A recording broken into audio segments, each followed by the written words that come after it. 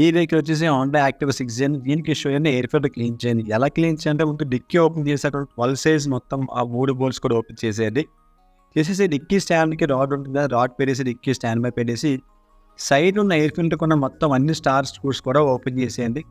Open చేసిన తర్వాత air filter చూసారు కదా, ఈ విధంగా ఉంటుంది ఎయిర్ ఫిల్టర్ అనేది. కానీ చాలా వరస్ట్గా ఉంది. ఇది మొత్తం అంతా కూడా ఫుల్ డస్ట్ ఫిల్ అయిపోయింది. సో దీనైతే మనం మార్చేసుకోవడానికి ఛాన్సెస్ లేదు, క్లీన్ చేసే అవకాశం ఉండదు.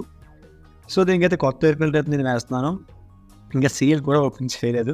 ఇంకా సీల్ ఓపెన్ చేసి యాజ్ ఇట్ ఈస్గా ఎయిర్ ఫిల్టర్ పెట్టేసి దాని మీద ఉన్న క్యాప్ కూడా క్లీన్ చేసేసుకోండి.